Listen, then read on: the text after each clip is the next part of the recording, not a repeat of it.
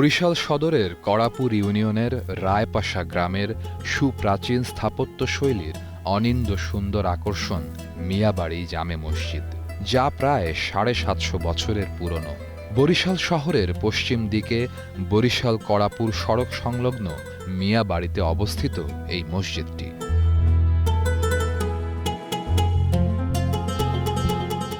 বরিশালের ইতিহাস ও ঐতিহ্যের অন্যতম ধারক মোগল শাসনামলে নির্মিত মিয়াবাড়ি জামে মসজিদ। সদর উপজেলার রায়পাশা কড়াপুর ইউনিয়নের কড়াপুর গ্রামে মোগল সম্রাট বাবরের সময়কালে মসজিদটি নির্মাণ করা হয়। তবে কারো কারো মতে তারও আগে এই মসজিদটির নির্মাণ করা হয়েছিল। ইতিহাস মতে মাহমুদ হায়াত মিয়া ও জাহিদ হায়াত মিয়া নামের দুই ভাই ইসলাম প্রচারের জন্য পারস্য থেকে এ দেশে আসেন। তারাই বরিশাল শহর থেকে ১০ কিলোমিটার দূরে দৃষ্টিনন্দন এই মসজিদটি নির্মাণ করেছিলেন। এই মসজিদটি ৭৫০ বছর আগে পারস্য থেকে ওনাদের এই বাড়ির পূর্বপুরুষরা এখানে ইসলাম প্রচারের জন্য মসজিদটি নির্মাণ করে। মসজিদ নির্মাণ করতে গিয়ে দিঘি করতে হয়। এই জায়গা নিচু ছিল, উঁচু করার জন্য বড় বড় দিঘি আছে।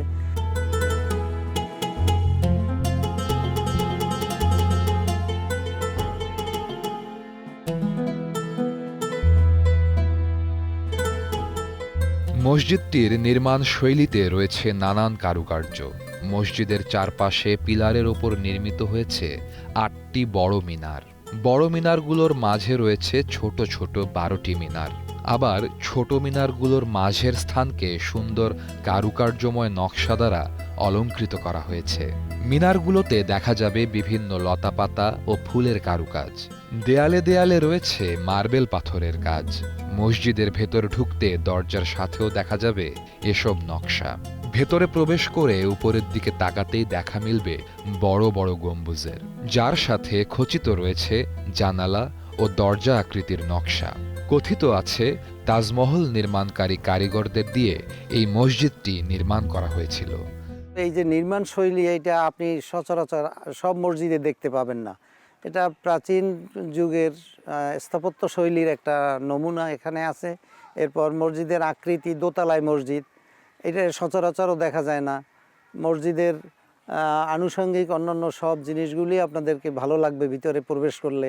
মসজিদের 3টা গম্বুজ বড়, এরপর চারপাশে ছোট ছোট গম্বুজ আছে, মিনার আছে।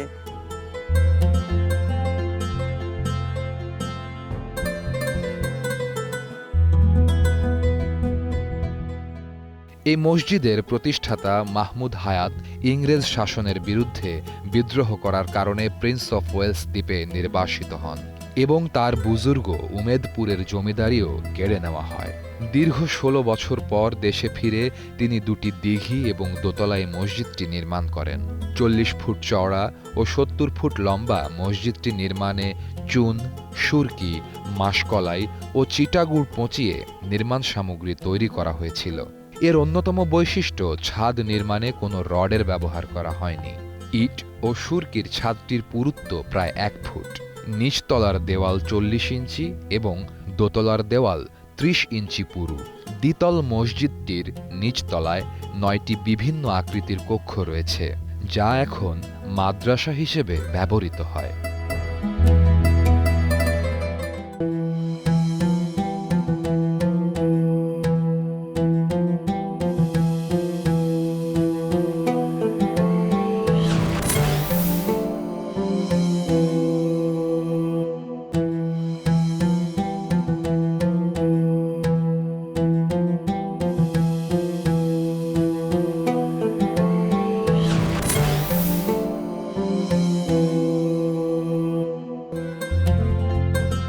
মসজিদটি দোতলা বিশিষ্ট, আর সেখানে উঠতে সামনের দিকে রয়েছে চওড়া একটি সিঁড়ি, যেখান থেকে উঠেই দোতলায় খোলা একটি জায়গা। নামাজের ব্যবস্থা রাখা হয়েছে শুধুমাত্র দোতলাতেই। একই আকৃতির 2টি জানালা ও 3টি দরজা বিশিষ্ট মসজিদটির ভেতরে 3 কাতার সহ ছাদের অংশে 5 কাতার মিলিয়ে প্রায় 200 মুসল্লির নামাজের ব্যবস্থা রয়েছে। আর দোতলায় ওঠার সিঁড়ির নিচেই রয়েছে মসজিদের প্রতিষ্ঠাতা 2 ভাই মাহমুদ হায়াত মিয়া ও জাহিদ হায়াত মিয়ার সমাধি। বংশ পরম্পরায় মসজিদটি প্রতিষ্ঠাতাদের উত্তরাধিকাররা দেখভাল করলেও ১৯৮১ সালের পর এটি প্রত্নতত্ত্ব বিভাগের অন্তর্ভুক্ত করা হয়।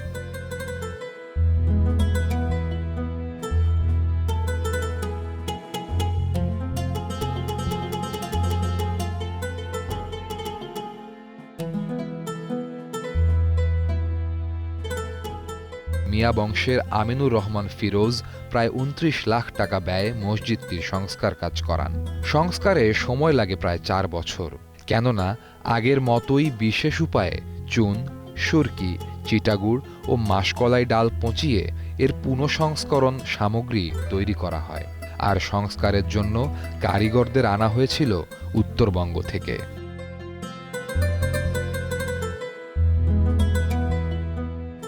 আমি এইখানে ৩২ বছর পর্যন্ত ইমামতি করি। মসজিদের দুই পাশে দুইটা দিঘি আছে এবং বড় 3টে গম্বুজ আছে এবং সামনে কিছু মার্বেল পাথরের কাজ করা আছে।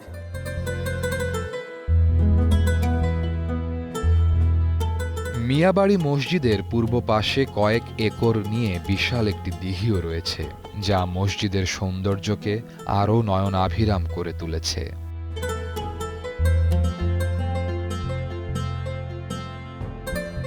আশেপাশের সবুজ প্রকৃতির মাঝে লাল রঙের এই মসজিদটি মুগ্ধ করবে যে কোনো মানুষকে।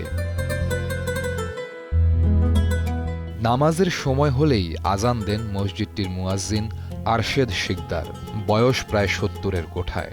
আজান দিয়ে নামাজের আহ্বান জানান গ্রামের মুসল্লিদের। মসজিদটির পাশে রয়েছে একটি মাদ্রাসা। করাপুর আহমদিয়া আলিম মাদ্রাসাটি প্রতিষ্ঠা হয় ১৯৪০ সালে, যাতে পড়াশোনা করেন প্রায় ৪০০ শিক্ষার্থী। ক্লাস শেষে শিক্ষক ও শিক্ষার্থীরা দল বেঁধে নামাজ পড়তে আসেন এই মসজিদেই, যে কারণে শুক্র ও শনিবার এই ২ দিন বাদে প্রতিদিন জোহরের নামাজের জন্য এখানে ২টি জামাত অনুষ্ঠিত হয়। নামাজ পড়া ছাড়াও এখানে পুরো রমজান মাস জুড়ে তারাবিহ ও মুসল্লিদের ইফতার করানো হয়। এছাড়াও বাৎসরিক একটি মাহফিলও অনুষ্ঠিত হয় এই মসজিদ প্রাঙ্গণে।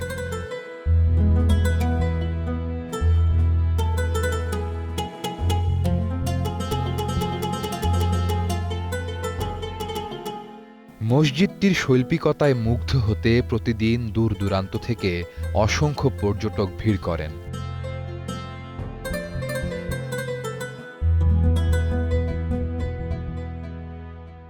মসজিদটার মধ্যে এখন আসলে বলা যায় অনেক প্রাচীন যে মুঘল একটি আর্কিটেকচারের যে ছোঁয়াটা রয়েছে, এবং সেইটা দেখলাম এবং দেখে যেটা একটা জিনিস মনে হলো যে আমাদের যারা দায়িত্বশীল ব্যক্তিবর্গ আছে তারা যদি কাজ করেন, এখানে আসার রাস্তাটা আরো একটু সুন্দর হতে পারে, মানুষের আনাগোনা বা পর্যটকদের ঢল নামতে পারে। এই মসজিদ অনেক দূর দূরান্ত থেকে লোক আসে দেখতে আসে, বিশেষ করে শুক্রবার দিন অনেক লোক আসে। এখানে আমেরিকার রাষ্ট্রদূত সাহেব আসছিল, ভারতের রাষ্ট্রদূতও আসছিল এখানে মসজিদ পরিদর্শনে। এছাড়া নিয়মিত এলাকার অনেক মানুষ প্রতিদিন এই মসজিদ পরিদর্শন করে।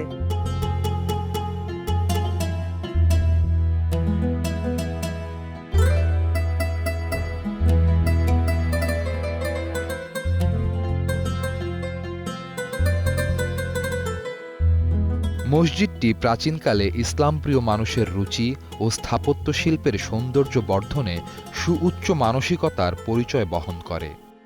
বাংলাদেশে অবস্থানরত বিশ্বের নানান দেশের রাষ্ট্রদূতগণ বিভিন্ন সময়ে এই মসজিদটি পরিদর্শন করেন।